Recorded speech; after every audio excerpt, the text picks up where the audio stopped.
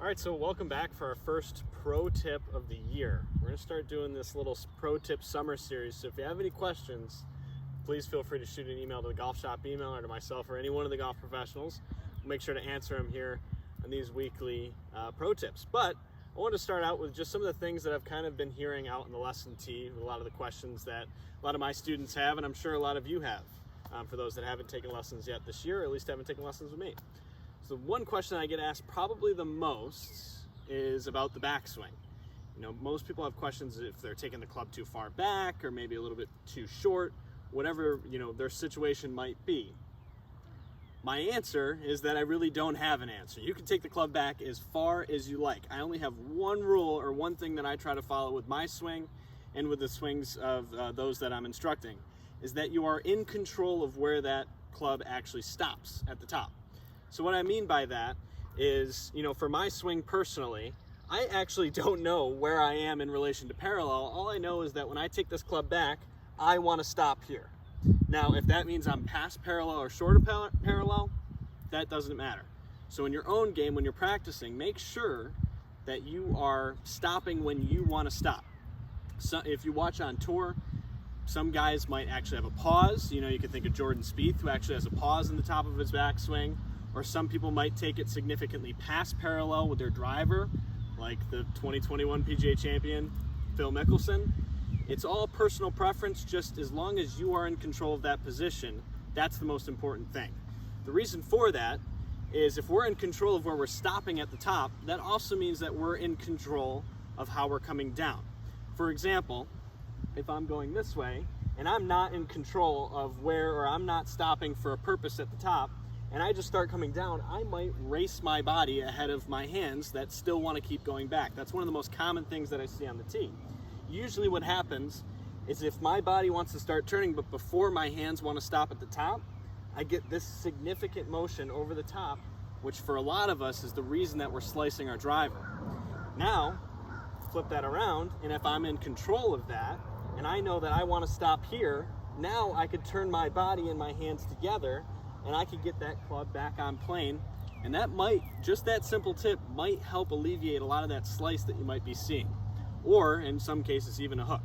So try that out next time you're on the lesson tee. All right, so we talked about the backswing. Now I want to talk about, you know, some things that I see most common on the lesson tee on the way through. You know, if you've ever taken a lesson with me, you've probably never heard me talk about impact, and everything is always through impact. The reason for that is if I can get to a point through impact, whatever happened where the ball was probably was okay. You know, for me, the golf swing is a swing, and ball contact is, you know, one of those inevitabilities if we make a proper swing. So it's more about what we're doing with our body and less about what we're doing with our hands, which I find really, really important. But kind of on the topic of those over-the-top swings that usually result in that slice with the driver, I want to talk about what we're doing here kind of with our back foot on the way through. Most often what I see is that when we make these swings where we're over the top and coming down, that back foot never really makes it off the ground. We see a lot of this on the way through where that back foot, that heel might be lifted. Sometimes it's not lifted at all, and we get into this position on the way through. One of the big things that I need to see is that that back foot completely turns up on the way through. That doesn't mean that we keep the toes down and our weight starts to fall back. That will just make the problem a little bit worse. It means that we turn, and most of our weight, like 95% of our weight, should be on our lead leg. For those right-handers, that's your left leg.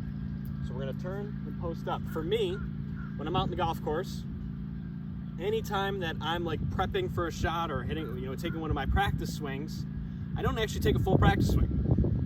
I worry about the first, 3 to 5 feet off the ball, and then I always take a full follow through because I'm giving myself a goal and a checkpoint to get to on my lead side that will allow me to make proper contact with the ball. I don't worry about, okay, I'm doing something here. I worry about where I'm going. And for me, that's what I've found the most success in. And when I'm teaching, that's what I found most successful for my students.